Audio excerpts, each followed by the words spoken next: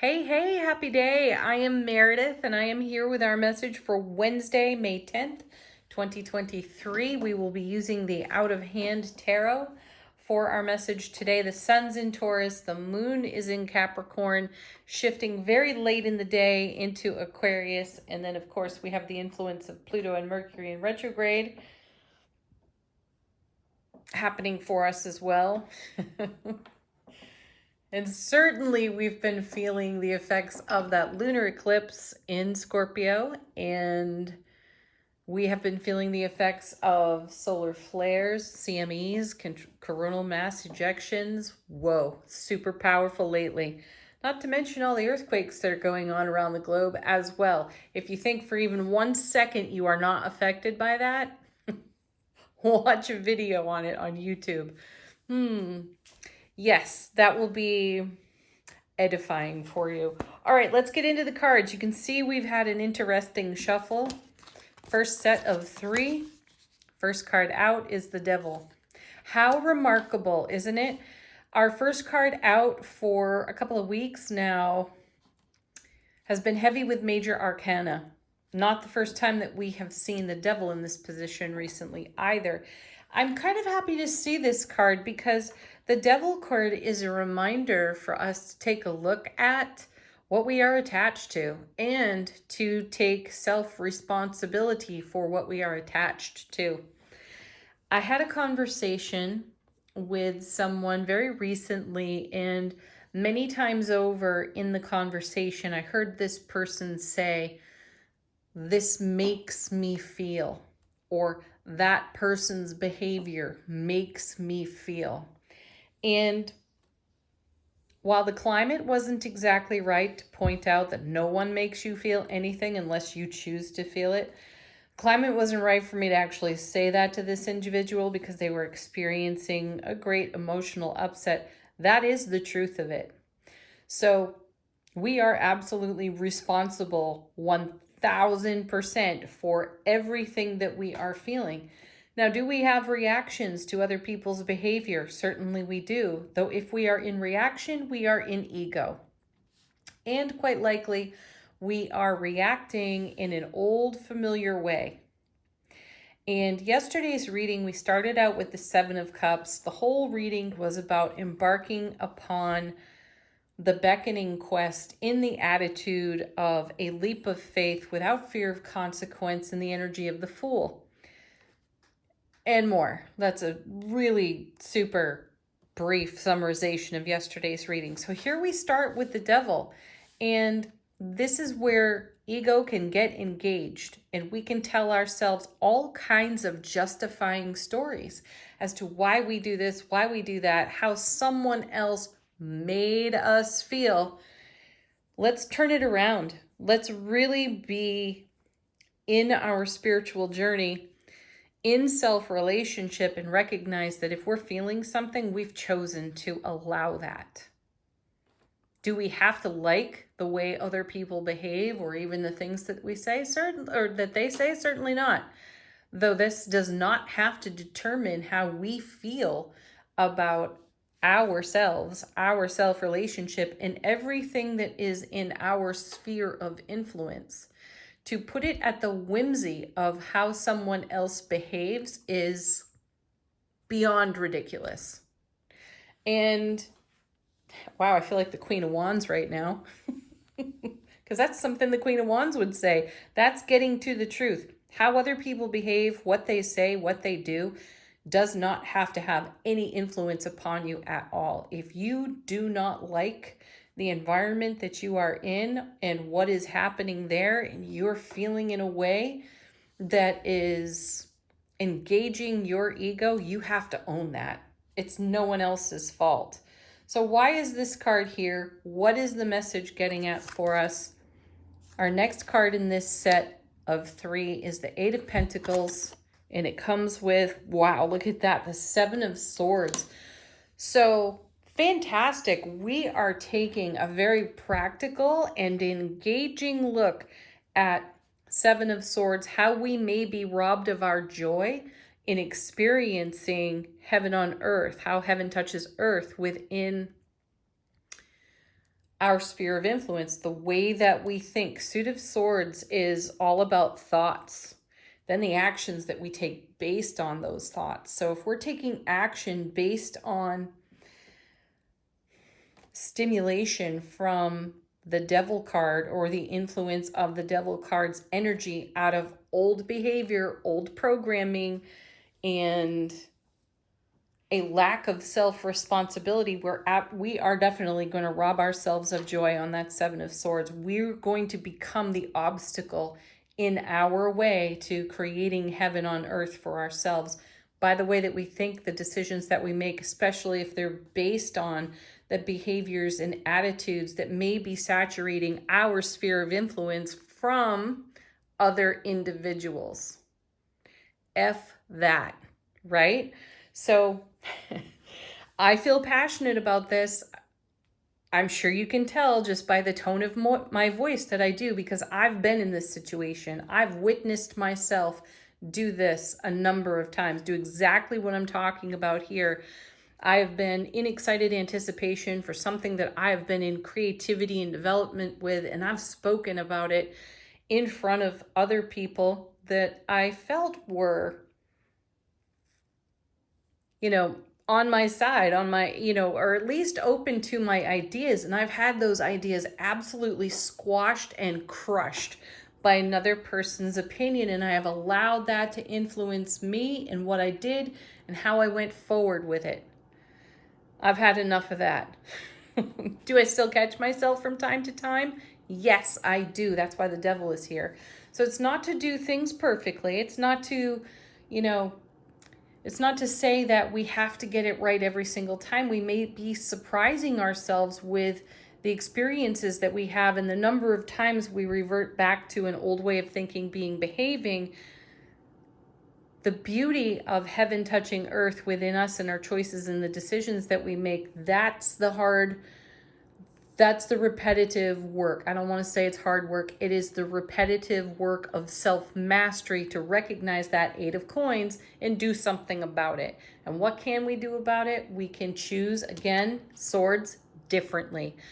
Does not matter what somebody has to say about whatever it is that we are up to, creating, cultivating, developing, right? Sure, it sucks when people don't embrace and have or share enthusiasm with us. Still, it does not have to determine the outcome of anything we're up to. So these three cards coming out at the very beginning of the reading are powerful, and they are an invitation for us to get into our divine, spiritual, soulful presence and power and take responsibility for our BS and whatever it is we've reacted to and allowed to determine the outcome of anything that we've got in development right now. So the Eight of Pentacles is a card of staying in momentum with one's self-mastery. Seven of Swords, what are the old stories, Devil card, that could be contributing to a potential obstacle here, and how are you going to navigate that? Are you going to do some ego-ingrained behavior and then drop the entire creativity process that you're in? Or are you going to rise above this? It's easy to say we'll rise above it. Sometimes, again, that energy of the input of others really does suck and it hurts. These cards are here to say, choose something different, move on. And I know this is going to sound harsh, but get over other people's stuff and deal with your own self-relationship. Woo! Okay, next set of 4 cards. The first of which, 4 of Wands. See, this is why we do what we do. This is the happiest card in the minor arcana of tarot. And we have done a tremendous amount of spiritual journey work to cultivate a 4 of Wands happiness kind of lifestyle. This card shows up for us with great regularity, consistency, frequency, doesn't it?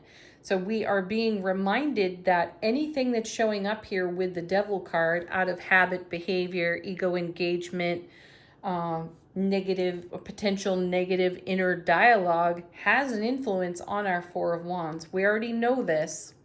We already understand this because we've been around this block a time or two. Though in the energy atmosphere of the day, we may come into contact with this particular spiritual journey, life lesson yet again. And I have the sense that we are going to surprise ourselves with how quickly we navigate our way through whatever situation affects us or brings us into contact with our own programmed habituation. Next. Yeah, look at this, the Lovers. Because we're all about following our heart, answering the call of our heart-mind coherence. And this does not have to be influenced by anyone else unless we allow it. It's a beautiful card to see with the Four of Wands because we're talking about divine blessing on the Four of Wands, divine union on the Four of Wands. There are 3 different hands here. That looks like 3 different people. My feeling is we see, I think it's the Archangel Michael on the Lovers card. I'm not 100% sure of that in this moment. You'd think I'd have it memorized by now. Anyway, I think it is an archangel in traditional tarot on the card above the 2 other characters on the card. And it is an artistic representation of a divine union here. So I feel that one hand belongs to the divine and the other 2 hands are joining.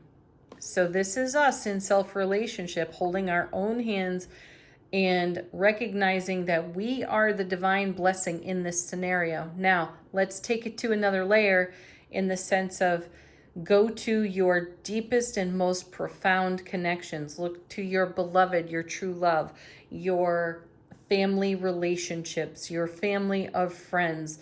These are the folks at your core. They are a part of your heaven on earth experience, and there is a divine blessing on offer here as we continue to follow our hearts and not listen to or submit to our own programming and outdated behavior that does not bring us any closer to the fulfillment of what we hold in heart space.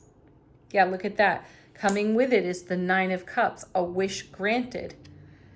Fulfillment here. Ace of Cups to the power of 9. This is called the wish card in tarot, and it certainly is that.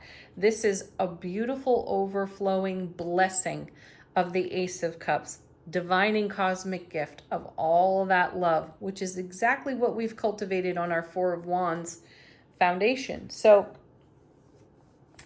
the simple fact that we see the Devil here indicates that something may be retrograde and eclipse related, has us doing a walk down memory lane, or we come into contact with someone from our past who was perhaps a less than favorable influence. And it may not even be anyone that we are in recent contact with.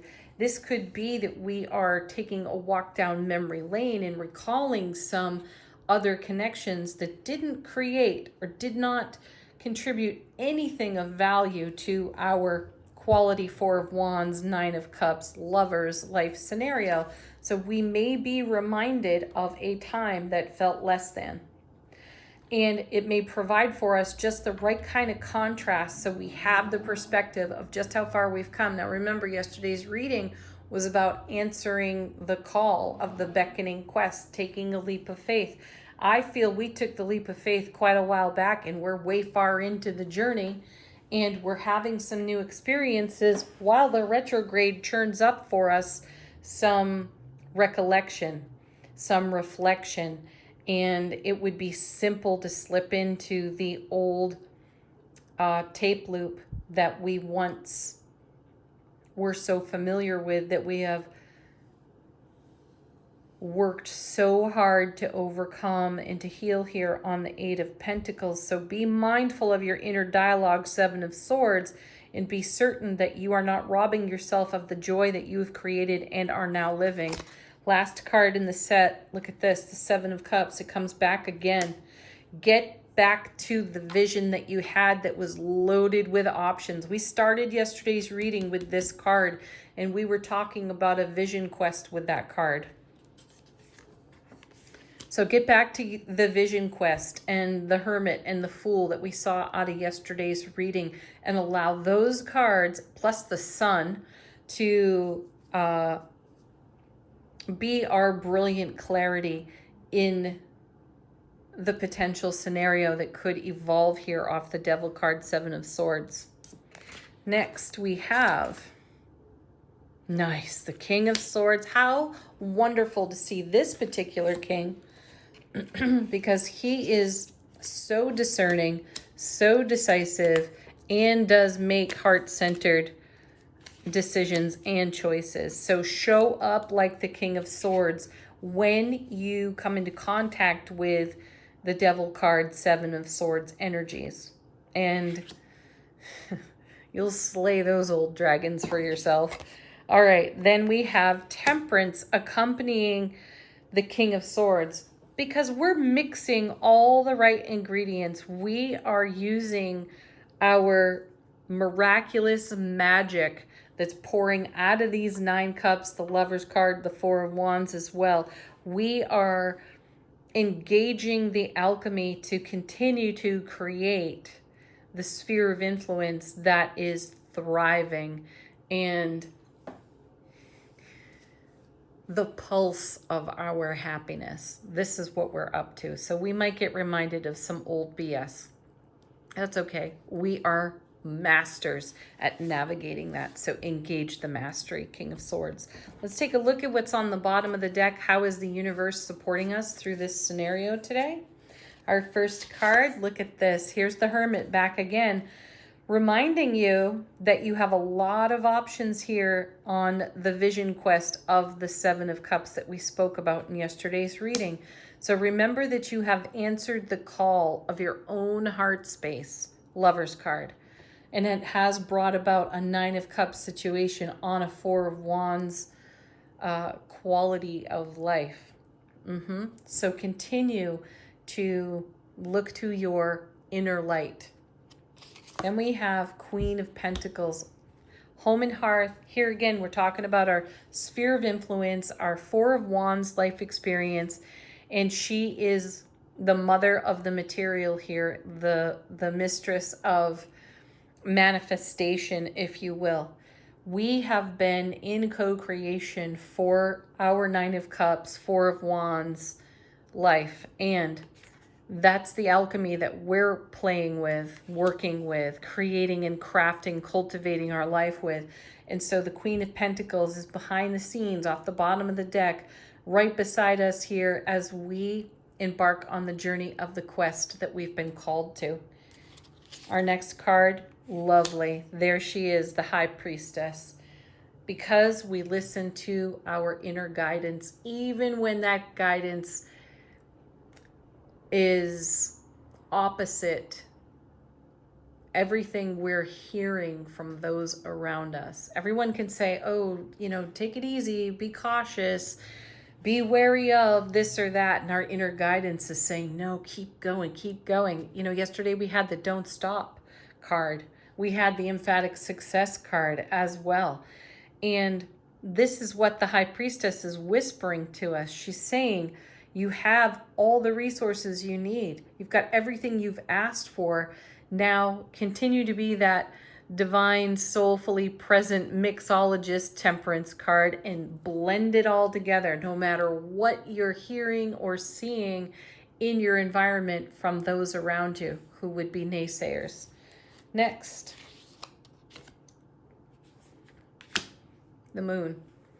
Beautiful major arcana in this reading, because something new and different is rising to the surface. Now, yesterday from Tarot of the Witch's Garden, we saw the Sun card, and that had a mirror image influence on it for us in the reading. And today we have the Moon, where we are looking in the mirror. So you're going to want to take a look, perhaps, do consider this, taking a look at your moon sign. Where is it right now? What's influencing your moon sign at this time? Because our moon sign is the most tender and vulnerable aspect of our personality. And as we age, I'm told, or mature rather, as we mature, become more seasoned, we tend to become more like our moon sign than our sun sign. And your moon sign in its grand sensitivity may be quite influenced by this devil card over here. And this is what the intuitive inner guidance is going to assist us with in overcoming this old behavior, thought pattern, programmed belief system, attitude. And that's the mastery that we are at in the Eight of Pentacles, so that we achieve, like a master, in the attitude and presence of the Queen of Pentacles by making good King of Swords, solid, discerning decisions based on following our hearts. Lover's card that leads us to the Nine of Cups, Four of Wands. So we may need to be taking a look into the aspects of our personality where we feel the most vulnerable and shine a light on the shadow of old programming here. Woo! Powerful message. All right, let's take a look at angel answers. We're going to skip over the tea leaf cards. I'm getting mixed reviews on those cards. Some of you like them, some of you don't, so we won't use them every day. Angel answers is the good old standby deck for answering our questions and confirming what's going on for us here in the reading and what's going on uniquely for each of us. Today we have emphatic no, and I feel that card is confirming the devil. This is us learning how to say no to this old BS so that we can take greater self-responsibility in the enlightenment of the Hermit, Four of Wands, Nine of Cups. Next.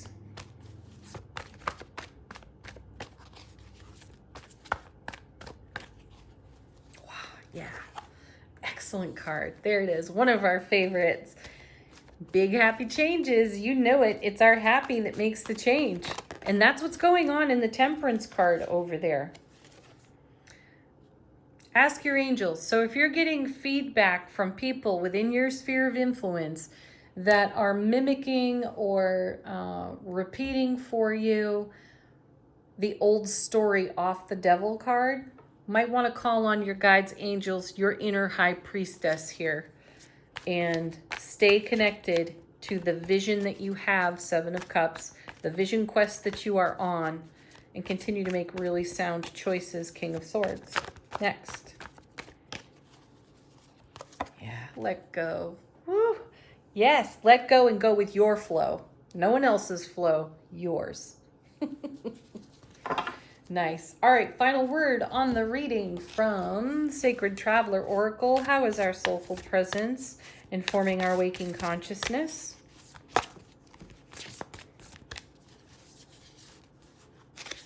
We have in the flow. I just said, let go and go with the flow.